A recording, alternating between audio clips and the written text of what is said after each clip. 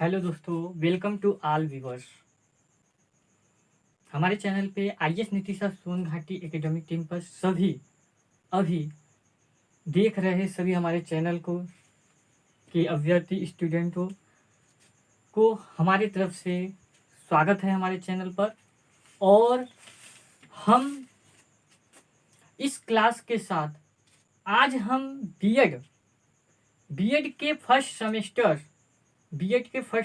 के first paper second paper जो है आपका वो है साइकोलॉजी यानी मनोविज्ञान का मैं एक टॉपिक जो बताऊंगा जिसका नाम है अधिगम यानी लर्निंग के बारे में हम अभी बताएंगे।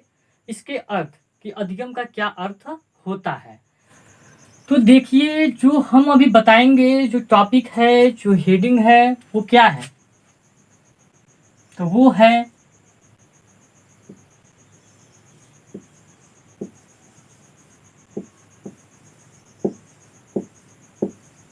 अधिगम। टॉपिक है अधिगम। जो टॉपिक हम बताएंगे वो किन किन कोर्सों के लिए काम देगा आगे जान लीजिए। सबसे पहले यूपी टेट के लिए देगा ही, फिर अदर स्टेट टेट के लिए भी देगा। इसके बाद रीट एग्जाम राजस्थान की परीक्षा के लिए देगा। इसके बाद सी टेट के लिए भी देगा। ध्यान देखिएगा, किसके लिए? सी टेट के लिए भी देगा। सी टेट के बाद आपका क्या देगा? आपका काम देगा नेट। ठीक, नेट हो गया। पीजीटी, टीजीटी के कोर्सों में भी आपका अधिगम के समावेश होंगे। इसके अलावा बीए में होगा मनोविज्ञान,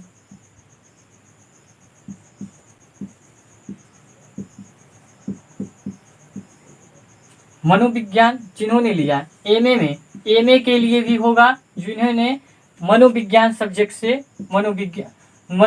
सब्जेक्ट से क्या किया है? एडमिशन करवाया है। ठीक, इसके बाद बीएड, ध्यान रखा जाए। बीएड के फर्स्ट सेमेस्टर के टूमा पेपर क्या? मनोविज्ञान। फिर इसके बाद आपका ध्यान देखिएगा, इसके बाद आपका एमएड के लिए भी सर मनोविज्ञान के कोर्सों के लिए भी आपका काम करेगा। ठीक, इसके बाद बीपीएड, एमपीएड, बीटीसी। ठीक, तो आज का जो क्लास है ना वो आईएएस के लिए नहीं है। आज का क्लास हमारा शिक्षक प्रशिक्षक कोर्स के लिए है।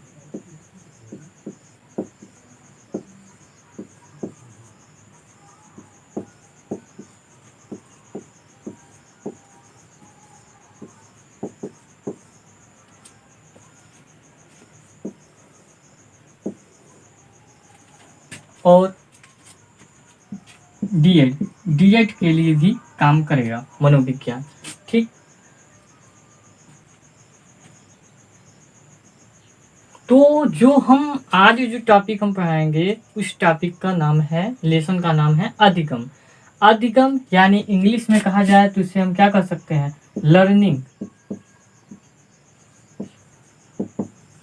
लर्निंग। इसे हम क्या कहेंगे? लर्निंग यानी अधिगम होता है। तो हम अधिगम का आज हम अर्थ जानेंगे कि सर अधिगम किसे कहा जाता है, अधिगम वर्ड क्या है। ठीक, तो हम सबसे पहले बीएड के जो नए छात्र, ठीक, जो 2021 में नए एडमिशन को अभी प्रवेश किए हैं, मैं उनके लिए अपने क्लास में स्वागत करता हूं। और मनोविज्ञान बीएड और एमएड के नए छात्रों के साथ और बीटीसी जो भी वो नए एडमिशन के छात्रों के लिए मैं अपने चैनल पर पुनः स्वागत करता हूं और उन्हें कहता हूं कि मनोविज्ञान का क्लास गहनता से कीजिए, क्योंकि टीचिंग के क्षेत्र में मनोविज्ञान का अस्तित्व बहुत इम्पोर्टेंट है। यहाँ पे हम देखेंगे कि अधिगम।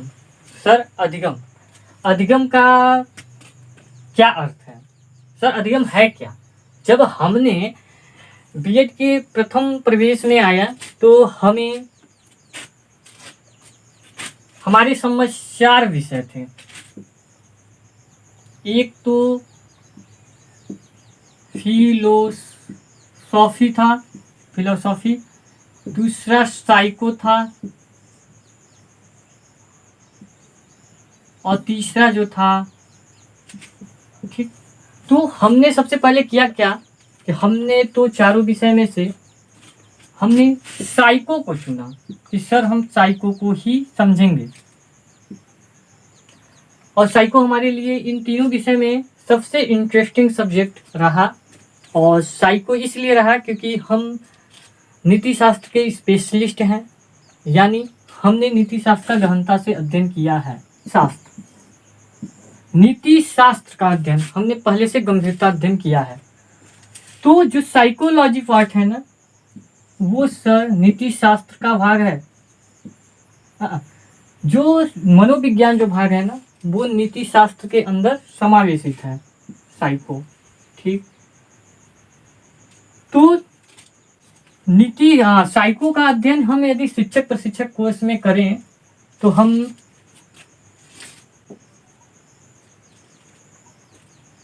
कैसे पार्टों से? छोटे पार्टों से, ठीक। पर हम नीति शास्त्र में मनोविज्ञान का गहनता से अध्ययन करते हैं, गहनता से, ठीक, गहनता से अध्ययन करते हैं हम मनोविज्ञान के पूरी शाखाओं का हम अध्ययन करते हैं, ठीक। तो नीति शास्त्र जो है मनोविज्ञान का एक विस्तृत रूप है, एक बड़ा रूप है, ठीक। अर्थ की बात करें तो सबसे पहले अधि प्लस गम, 2 वर्डों में इसे तोड़ेंगे। अधि यानी सर कुछ आना,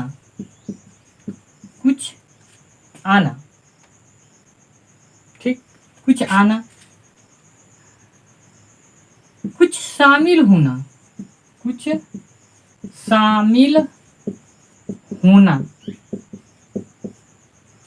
ठीक, कुछ आना, कुछ शामिल होना, ठीक।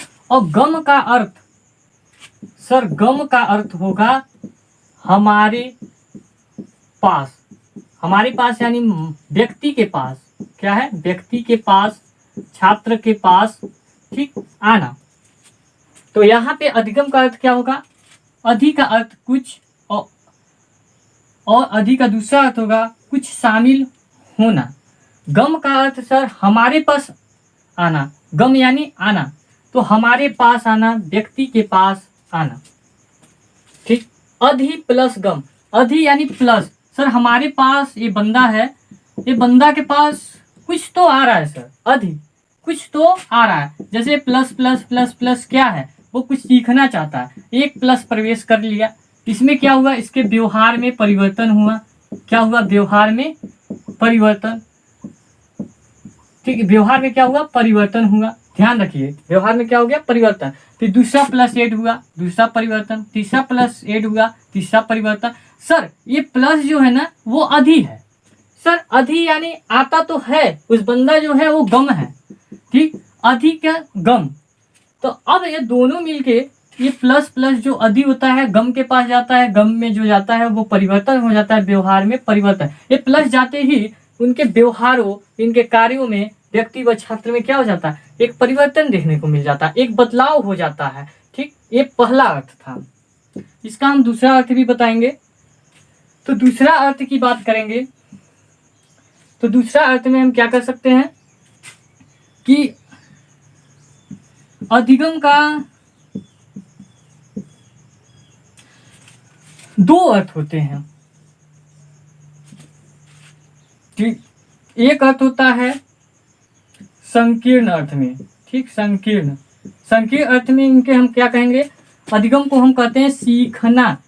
क्या कहते हैं सर? सीखना।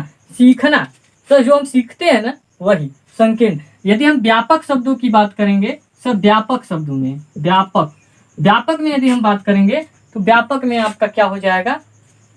व्यवहार। क्या हो जाएगा? व्यवहार में परिवर्तन। व्यवहार में परिवर्तन।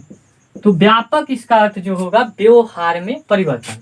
तो आपने समझा? मैं एक बार और रिपीट करूंगा कि सर अधि प्लस गम। अधि मतलब सर प्लस, एडिंग, बंदा के पास प्लस जाना, मानव या छात्र के पास, वो प्लस जाते ही इसके व्यवहार में एक परिवर्तन हो जाता है।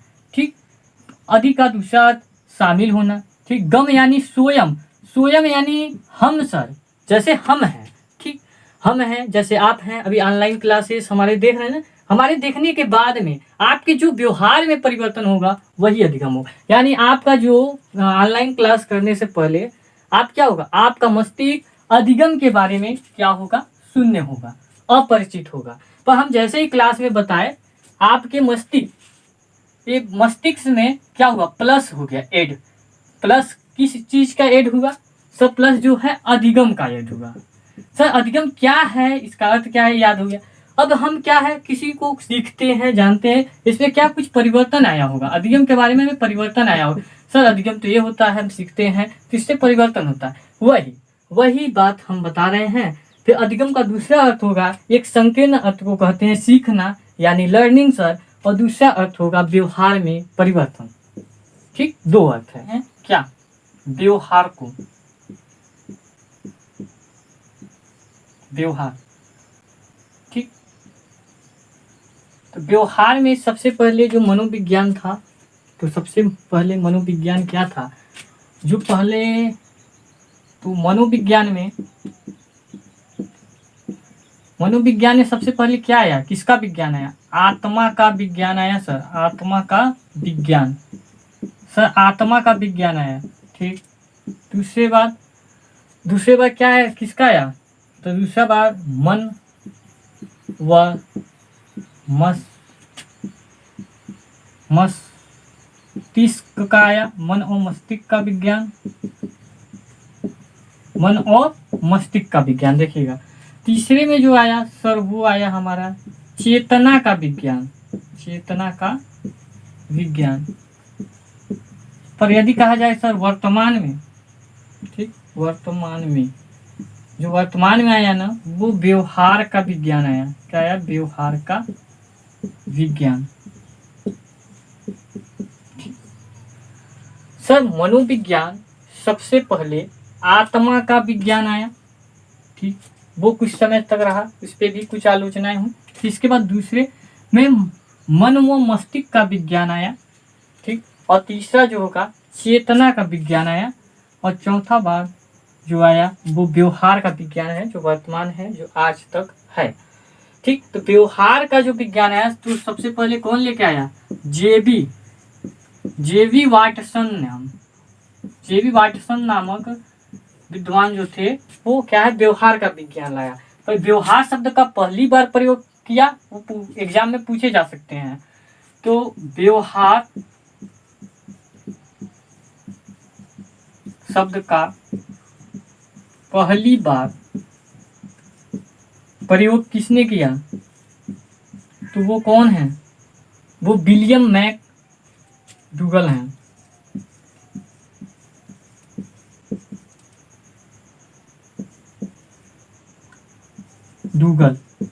मैकडूगल। ठीक, उन्होंने क्या किया? मैकडूगल ने 1905 में, ठीक, 1905 में क्या किया? एक पुस्तक लिखा। ठीक, उस पुस्तक का नाम क्या था? Outline, LINE line, outline of psychology. ठीक, तो आउटलाइन ऑफ साइकोलॉजी लिखा। उसमें क्या लिखा? व्यवहार को उन्होंने क्या बताया? तो व्यवहार को उन्होंने यह बताया कि सर व्यवहार जो है ना, जैसे कोई भी व्यक्ति है किसी भी कार्य को करता है तो कार्य को करते समय जो बाहर से दिखाई देता है ना उसी को व्यवहार कहते हैं, यानी जो बाह्य रूप से हमें दिखाई दे, ठीक, तो उसे हम क्या करते हैं, व्यवहार करते हैं। उन्होंने आउटलाइन ऑफ साइकोलॉजी में विलियम मैकडूगल ने कहा, क्या कहा कि व्यवहार जो है वो मनुष्य जो है वो कार्य करता है, कार्य तो करता है, पर हमें बाह्य रूप से जो, यानी बाहर रूप से दिखाई देने वाला, ठीक, जो बाहर से क्या है, जो बाहर से हमें दिखाई देता है वही सर व्यवहार है, वही क्या है, व्यवहार है, वो इन्होंने कहा। अब आपको समझ आ गया कि अधिगम किसे किसे कहते हैं सर, अधिगम। सर अधिगम ये है कि सर व्यवहार में परिवर्तन, व्यवहार में परिवर्तन को हम अधिगम कहते हैं, यानी सीखना। हम किसी भी कार्य को सीखने के बाद जो हमारे व्यवहार में परिवर्तन होता है वो क्या है, अधिगम है। पर किस प्रकार का परिवर्तन सर, ठीक, तो देखिए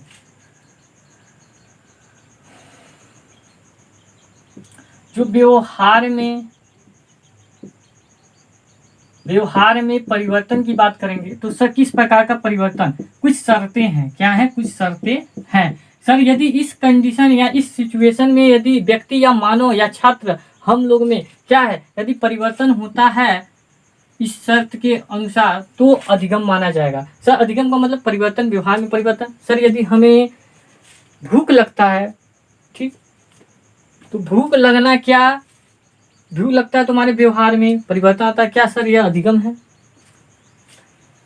सर फिर यदि हम खेल के मैदान में जाते हैं तो खेल के मैदान में खेलते खेलते क्या करते हैं, थक जाते हैं, थकान महसूस होती है, इससे क्या होता है, कार्य क्षमता कम। क्या इस प्रकार का व्यवहार में हमारे परिवर्तन आते हैं, क्या यह अधिगम है, नहीं सर। व्यवहार में इस प्रकार के परिवर्तन को हम अधिगम नहीं कहेंगे। एक शर्त होगा, यदि शर्त के मुताबिक यदि हमारे व्यवहार में परिवर्तन होता है, छात्र में परिवर्तन होता है, किसी व्यक्ति में परिवर्तन होता है, तो हम उसे परिवर्तन अधिगम कर सकते हैं। पहला क्या होगा, पहला होगा सर अभ्यास, दूसरा होगा प्रशिक्षण, ट्रेनिंग, प्रैक्टिस, और तीसरा जो होगा वो हम कह सकते हैं अनुभव, एक्सपीरियंस, भाव। यदि इन तीन कारणों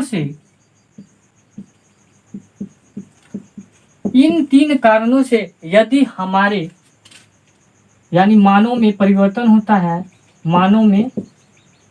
मानव के व्यवहार में परिवर्तन होता है, व्यवहार में परिवर्तन,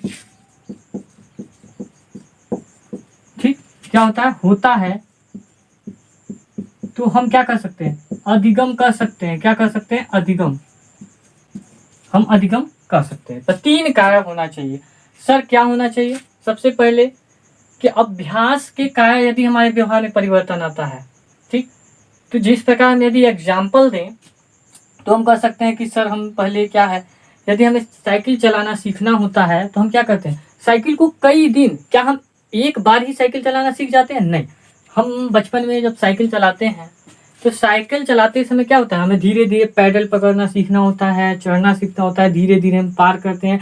एक दिन में नहीं होता, दूसरा दिन, तीसरे दिन जाके गिरेंगे, फिर इसके बाद धीरे धीरे क्या होता है, अभ्यास से हम साइकिल चलाना सीख जाते हैं। यानी हम व्यवहार में हमारा क्या होता है, परिवर्तन हो जाता है, ठीक। व्यवहार में परिवर्तन क्या होता है, हम साइकिल पहले चलाना नहीं जानते थे, अब चलाना जानते हैं, व्यवहार में परिवर्तन। पर सर परिवर्तन जो होगा वो स्थायी होना चाहिए। यानी कहने का मतलब ये है कि अभ्यास से हमने साइकिल चलाना सीखा, ये तो हमारा अधिगम के अंतर्गत आ जाएगा।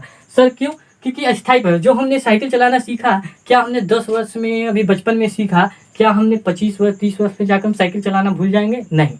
उस समय भी यदि साइकिल चलाने के लिए मिलेगा तो हम क्या कर लेंगे, चला लेंगे। तो यह स्थायी परिवर्तन हो। जिस प्रकार प्रशिक्षण यानी ट्रेनिंग की बात की जाए सर, अब देखिए प्रशिक्षण के द्वारा यदि परिवर्तन, यदि हम मान लीजिए कोई भी शिक्षक है, ठीक, कोई भी छात्र है, वो क्या करता है, टीचिंग करने के लिए बीएड करता है, बीएड के बाद उन्हें ट्रेंड किया जाता है, प्रशिक्षण दिया जाता है। इसके उपरांत क्या होता है, शिक्षक के कक्षा शिक्षण में क्या होता है, एक परिवर्तन देखने को मिलता है, ठीक।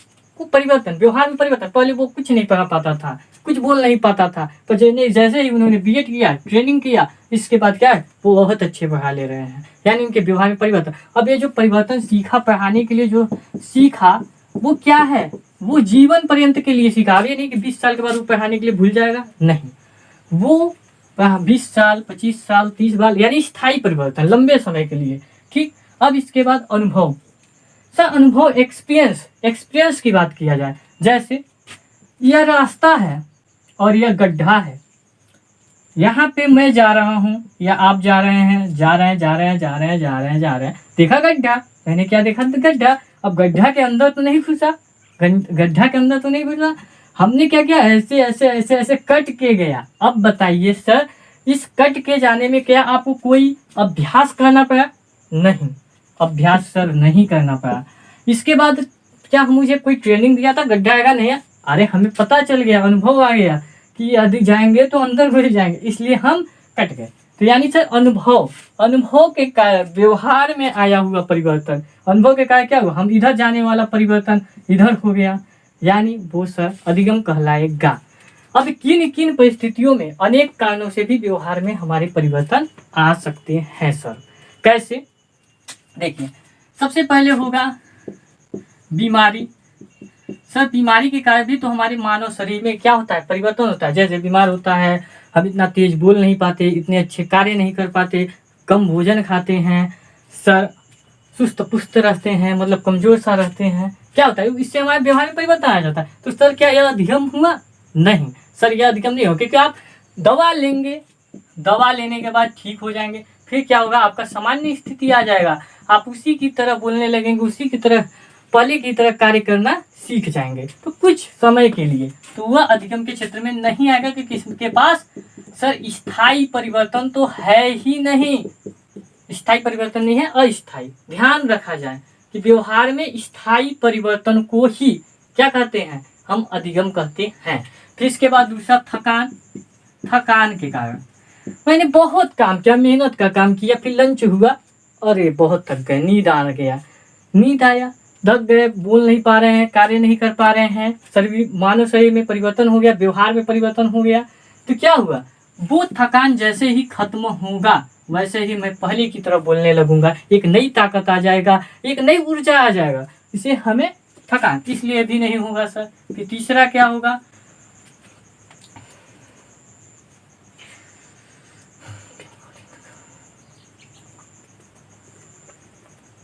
मादक पदार्थ।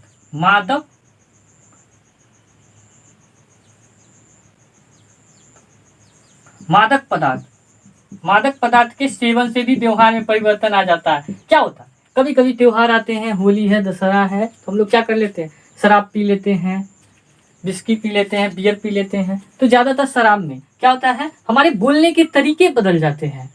इस शराब को पी लेने से क्या होता है, तरीके बदल देते हैं। यदि हम पी लिए, बोलेंगे क्या रेज करता है, किस प्रकार की एक्टिंग, सही शरीर का सही बैलेंस न बन पाना, अशब्द वाक्यों का प्रयोग करना, अचेतन अवस्था में आ जाना, ये क्या होता है, जैसे ही वो नशा खत्म होता है ना, फिर मैं उसी अवस्था में कर सकते हैं। सब परिपक्वता के कारण भी,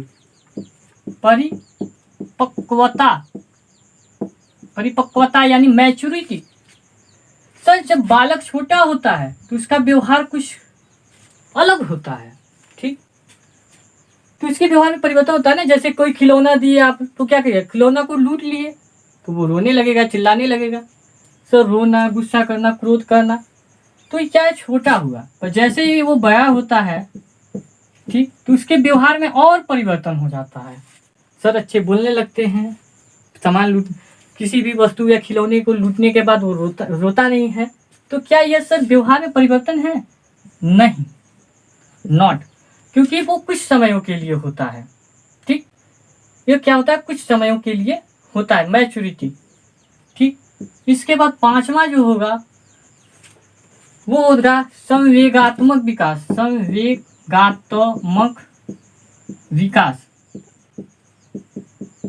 संवेगात्मक विकास के कारण भी हमारे व्यवहार में परिवर्तन आ जाते हैं। जैसे मेरे पास क्रोध होता है तो क्या होता है, व्यवहार परिवर्तन, आंख लाल लाल होंगे, तेज ऊंची स्वर होगा, ठीक, पर जैसे ही क्रोध शांत होता है हम सामान्य अवस्था में आ जाते हैं और फिर भाईचारे के लिए हाथ बढ़ाते हैं दोस्ती के लिए कि भाई मैं उस समय बहुत क्रोध में था, अब मैं सामान्य हो गया हूँ।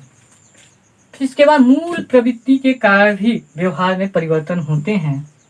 मूल प्रवृत्ति सर मूल प्रवृत्ति के कारण भी व्यवहार में परिवर्तन होते हैं। मूल प्रवृत्ति यानी जन्मजात। जैसे बंदर के हाथों में हमने क्या दिया, कुछ बिस्कुट दिखा देंगे तो आके लूट के खा लेगा, तो हमने बिस्कुट दिखाया तो इसके व्यवहार में परिवर्तन आया। क्या व्यवहार में परिवर्तन, वो वहां से पेड़ के डालों में बैठा था और जब जैसे ही मैंने बिस्कुट दिखाया तो वो आकर हमारे हाथ से लूट के चला गया, यानी उसके व्यवहार में परिवर्तन हुआ, यानी वो कुछ समय के लिए हुआ। ठीक, इसे दूसरा चीज दिखाएंगे दूसरा आ जाएगा। तो वो मूल प्रवृत्ति जन्मजात। क्या वो लूटने के लिए किसी से प्रशिक्षण लिया, क्या अभ्यास लिया था? नहीं, सर अधिगम लास्ट में होगा क्या? तो मूल परिभाषा में हम कहेंगे कि सर व्यक्ति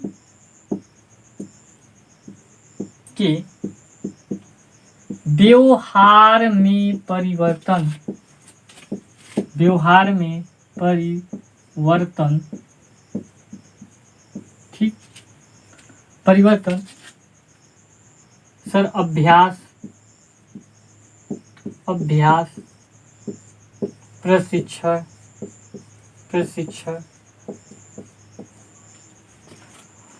और कर सकते हैं अनुभव। क्या कर सकते हैं? अनुभव के द्वारा आए और जो स्थायी परिवर्तन हो, जो स्थायी परिवर्तन हो, क्या हो? स्थायी परिवर्तन हो।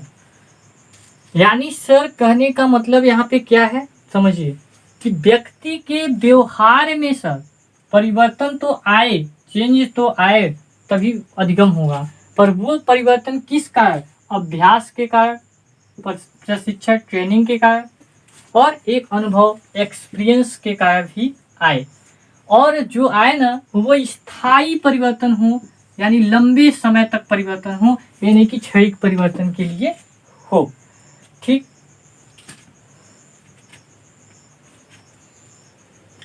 अब इसका मैं एक और अच्छा एग्जांपल देना चाहता हूं। जैसे देखिए, आप क्या है कुछ न कुछ प्रत्येक दिन दैनिक क्रियाकलापों में आप सीखते हैं।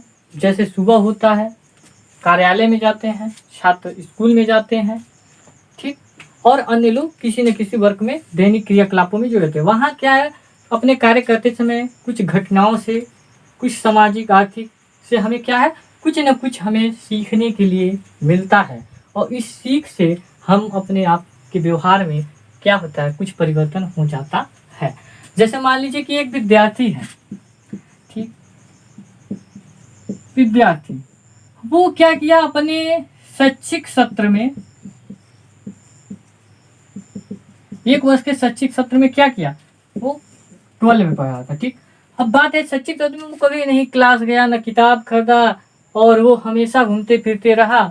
ठीक, पर इसके जैसे ही रिजल्ट आए तो वो क्या हो गया, फेल हो गया। क्या हो गया, फेल हो गया। उस फेल होने के कारण क्या हुआ, अब क्या है पहले इसके व्यवहार क्या थे, इसके पहले व्यवहार क्या था, लापरवाह था पढ़ाई में, क्या में पढ़ाई में था। पर अब जो है फेल के बाद, फेल क्या हुआ वो किया, इसके बाद वो क्या हुआ, फेल से इसको क्या हुआ, अनुभव हुआ, कुछ तो अनुभव हुआ सर।